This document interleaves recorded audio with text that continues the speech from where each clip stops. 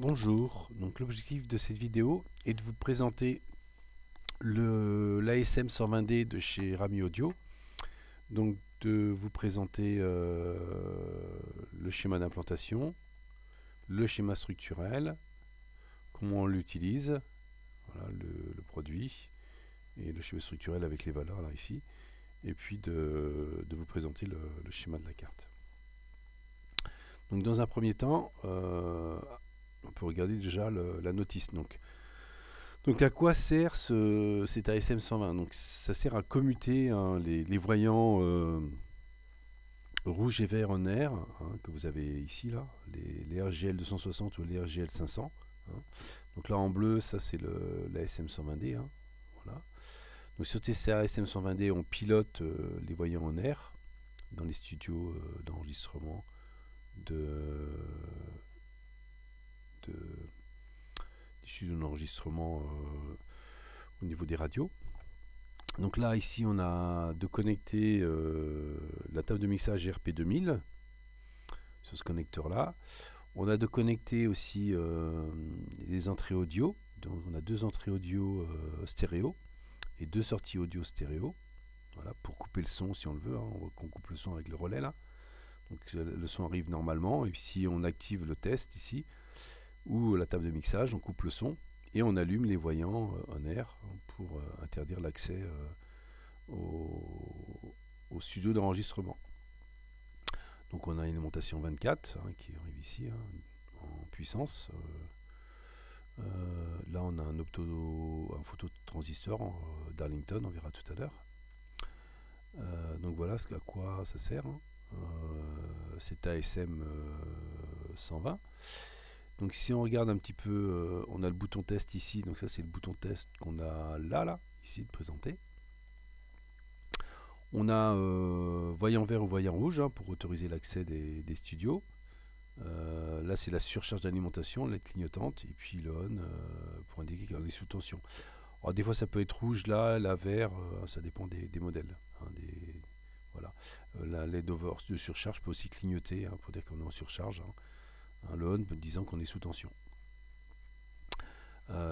Donc on peut regarder un petit peu, voilà, donc on peut mettre le RG de 500, le RG de 260, les visualisations rouge-vert ou en air.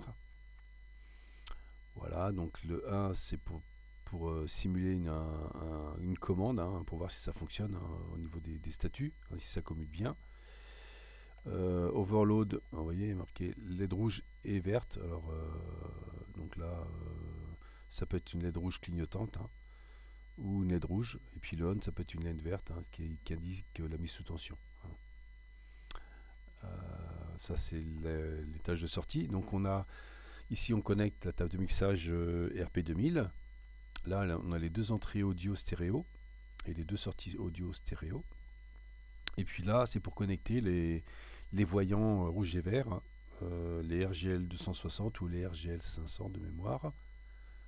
Voilà, alors les 15 points femelles, ça c'est le connecteur qu'on a ici, voilà, pour la table de mixage.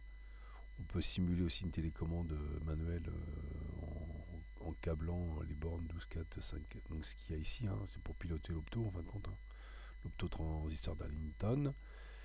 Et puis on a la sortie ici pour la light out, donc c'est pour les signalisations, on a du 24.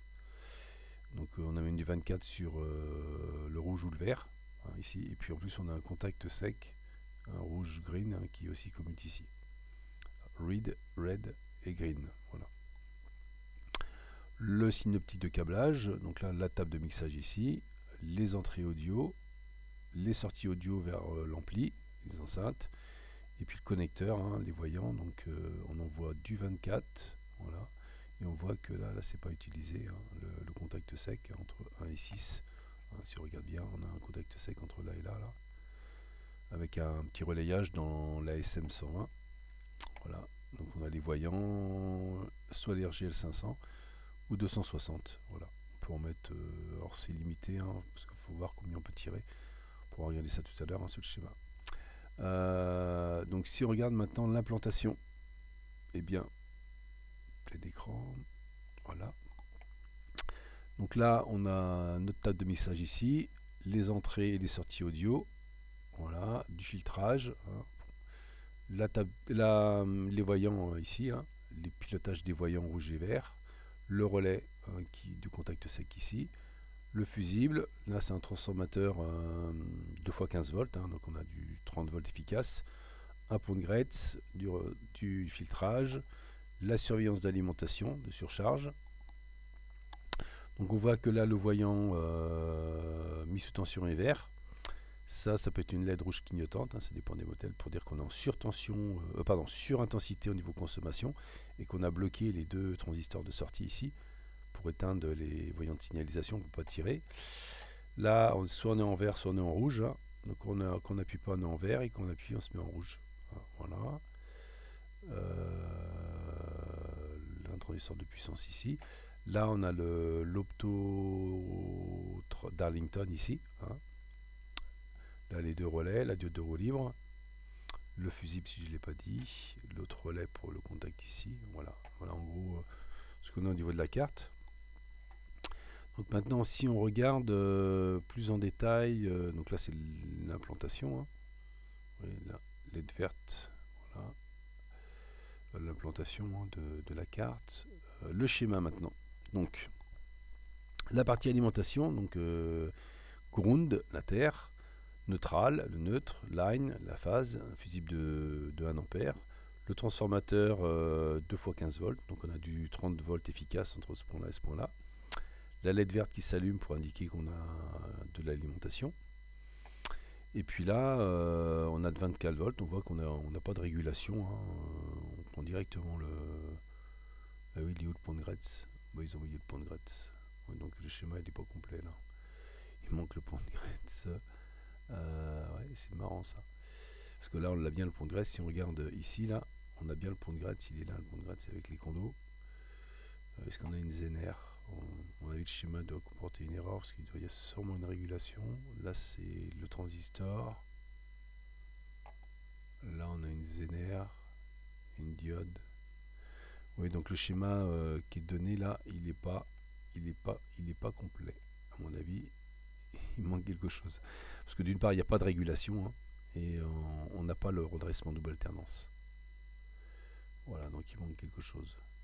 Ou alors ça fait partie de... Ou alors c'est le schéma avec le transfo qui est là, quoi. Ouais. En tout cas, bon, il y a un souci sur la partie alimentation. Au niveau du schéma, tout n'est pas là. Donc là, on a la masse. Là, on a le 24 volts. Donc là, on vient mesurer le courant. Donc on a 0,47 ohms. Donc si on a un courant d'1 ampère, on a 0,47 volts. Et puis si on vient trop élevé, si on est à 0,6, 0,7, bon, on ne dépassera pas les 1,4 avec les deux diodes en série, et bien on va saturer T7. Donc à ce moment-là, on va allumer la LED rouge clignotante pour dire qu'il y a un problème. On va ramener ce potentiel, on va ramener ici du 24 volts. Donc on va saturer ces deux MOS là, canal N. Et en saturant ces deux MOS là, en fin de compte, qu'est-ce qu'on va faire?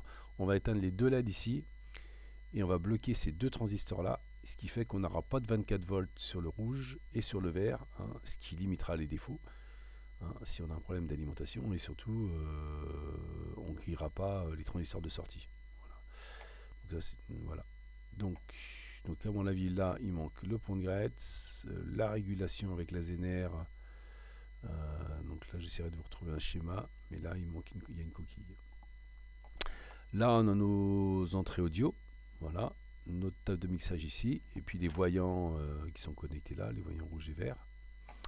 Là on a notre opto transistor Darlington, hein, pour piloter par la table de mixage les voyants on air et commuter pour pas que le son sorte ici. On a aussi le bouton test ici, hein, qu'on peut tester aussi ici. Là c'est table de mixage, mais on peut le tester en manuel là. Donc les paramètres d'entrée, on pilote ici l'opto transistor Darlington, ou on pilote ici. Paramètres d'entrée, le son en entrée ici. Paramètres de sortie, le son étant sorti vers l'ampli. Paramètres de sortie, on commande les voyants ici de rouge et vert, hein, à ce niveau-là. Donc comment ça marche? Donc si j'appuie sur le bouton poussoir, donc je ramène à 0 ici. Donc à ce moment-là, je sature le transistor T1. T1 est saturé, donc j'ai un courant qui circule, donc ça sature T2. T2 sature, donc tous les relais sont activés, avec la diode de roue libre qui est là, hein. Tous les relais sont activés, donc là, ça commute, ça commute, ça commute, donc le son est coupé, on n'a plus rien sur les amplis en sortie ici. Et puis, qu'est-ce qui se passe? Donc, ici, là, j'ai 0. Là, comme j'ai 24 volts, celui-ci est saturé. Si celui-ci est saturé, je ramène 0, donc T6 est bloqué. Si T6 est bloqué, j'ai pas de courant ici, donc T4 est bloqué. T4 est bloqué, le vert s'éteint, ici. Si celui-ci est saturé, T8 est saturé, T4, T5 est saturé, parce que j'ai un courant ici. Donc, le rouge s'allume, et donc j'ai ici le voyant rouge ici qui s'allume. Donc, quand je ne suis pas appuyé, le voyant vert est allumé. Quand j'appuie ici ou je pilote là, le voyant rouge s'allume. Voilà.